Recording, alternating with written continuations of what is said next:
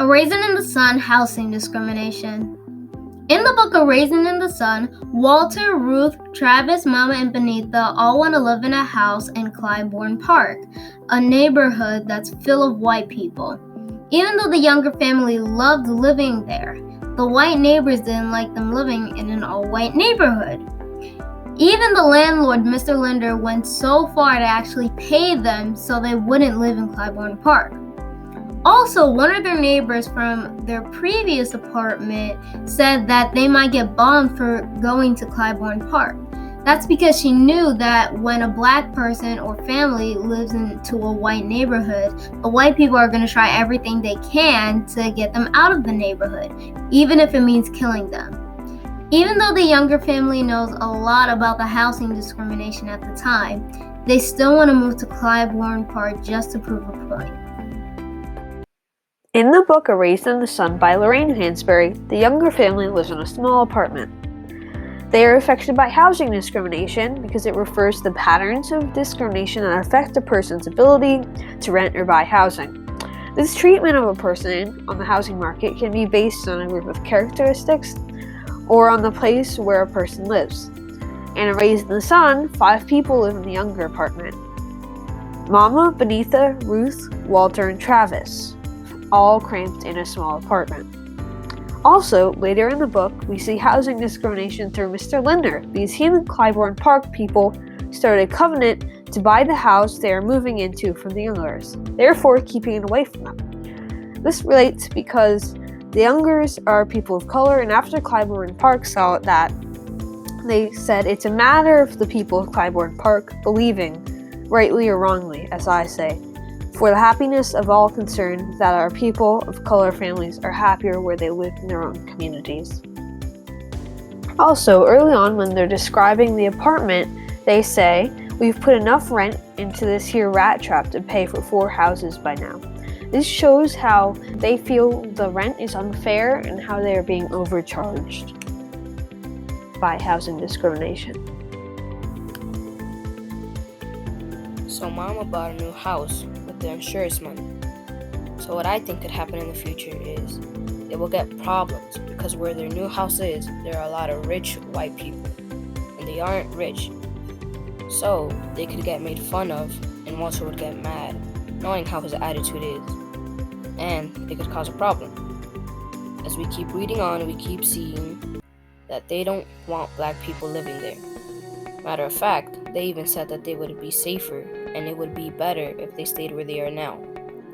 What I think will happen next is they are able to go live there, but everyone will look at them weirdly for no reason.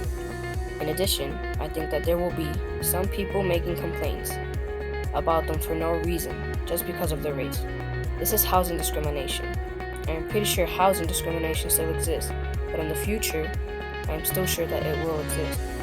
Because there are such people who believe they are superior to such color and believe it is alright to act like this. Housing discrimination is still going on today, which makes me very angry. It is still going on today because of how people are still judging people by their looks. This is similar to the Raisin in the Sun because in the Raisin in the Sun, it is based off of a big family trying to move into a different house, but people who won't let them. Even a guy from the other neighborhood they're trying to move in pays them to go somewhere else. So this is similar because people are not allowing people to live in a place they want to go to.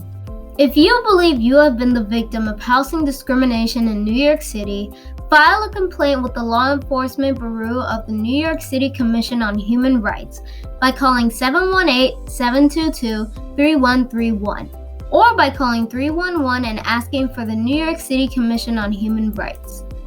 Fair housing in New York State. Unlocking doors, breaking down barriers. White flight is a movement that occurs sometimes in larger cities. It is when richer white people move out of a city, many at once, where a minority group lives. This causes problems because it takes away the main funds of the city, causing it to decline in cleanliness and overall quality. However, some marginalized communities are forced to stay in the lower quality because of their financial situations, so it causes many problems for them. The white flight started off in South Africa, where 5.2 million whites have left South Africa since 1995, according to a report from 2009. Almost 50 years ago, after a string race of riots in cities across America, President Johnson commissioned a civic of leaders to investigate the underlying causes of racial tension in the country. Much of America would like to believe the nation has changed. Since then, they usher in a post-racial era. Cheerios commercials now feature couples, as both suburbs and cities grew more diverse. More than one academic now report calls into question that much progress in a study published Thursday in the August issue of American Review.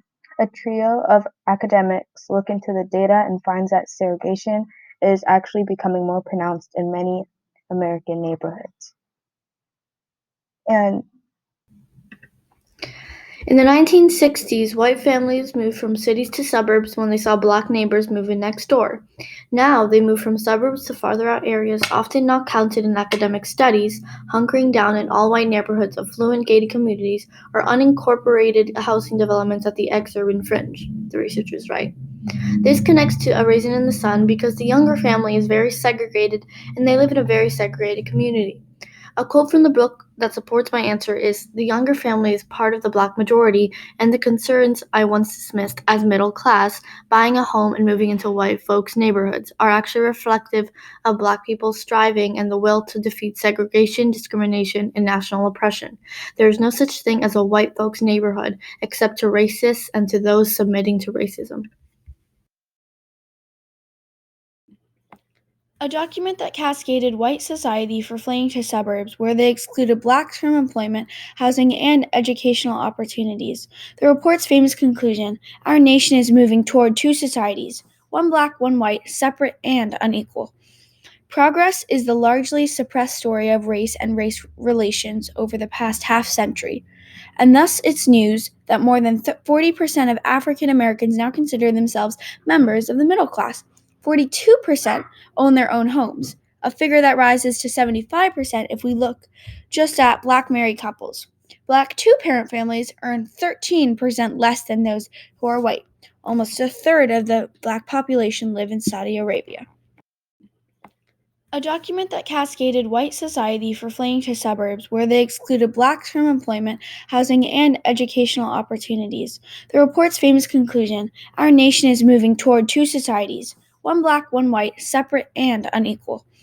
Progress is the largely suppressed story of race and race relations over the past half-century, and thus it's news that more than 40% of African Americans now consider themselves members of the middle class. 42% own their own homes, a figure that rises to 75% if we look just at black married couples. Black two-parent families earn 13% less than those who are white. Almost a third of the black population live in Saudi Arabia. In the end, white flight is a massive problem that we have still not resolved. A post from The Atlantic newsletter states that equality cannot be achieved under conditions of nearly complete separation. The primary goal must be a single society in which every citizen will be free to live and work according to his capabilities and desires, not his color. The truth is that white flight divides human people in the U.S. by race, increasing segregation and mistrust between our people, and it is happening today as well as in the past. We need to try our hardest to nip white flight in the bud and increase diversity in cities, suburbs, and even the tiny all-white fringes that white people often flee to when people of color move into their neighborhoods. Without a mixed community and neighborhood, with people of all different colors, we cannot enhance trust between Americans as people. Don't run away from your neighbors just because they look different. Thank you.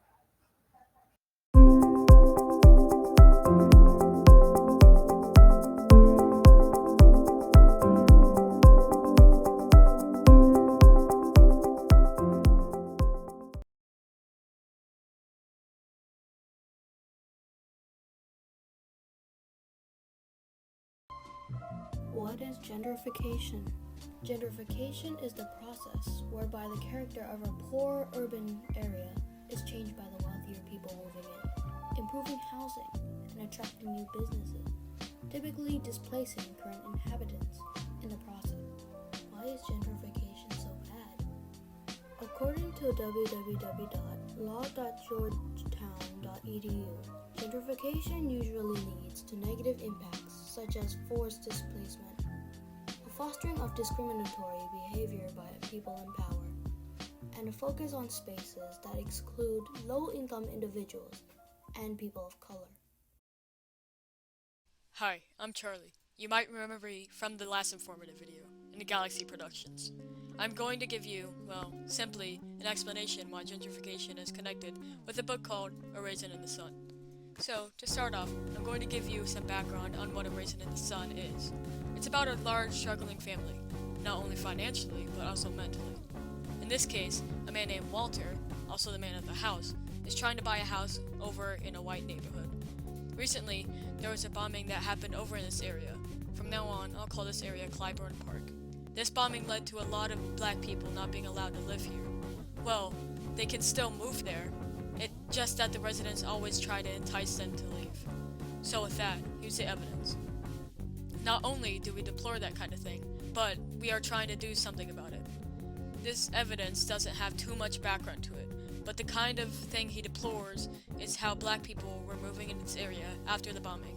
With this, that concludes my part of this project. Thank you for listening. Gentrification has gotten less worse throughout as time goes by. There's not much gentrification left in the US. In fact, only 8% of neighborhoods in the US have gentrification now. Although gentrification is much rarer nowadays, it is still negatively impacting families around the US. There isn't too much evidence about gentrification exactly harming the poor directly, but generally the poor household might get replaced by a non-poor household, leaving the poor household in a sticky situation, and they might end up on the streets or worse. In the 1940s, many urban centers in Chicago were made up of immigrant groups such as Eastern Europeans, Puerto Ricans, Italians, Irish, and also African Americans. Around this time, professionals and creative people were attracted to these neighborhoods because of low rent and large living spaces, and the close proximity to cultural life in the city center. These new inhabitants rehabilitated some of these homes and attracted new businesses and wealthier inhabitants. This opened the doorway to more development and the displacement of these neighborhoods' inhabitants who were priced out. This still is happening today in many urban centers.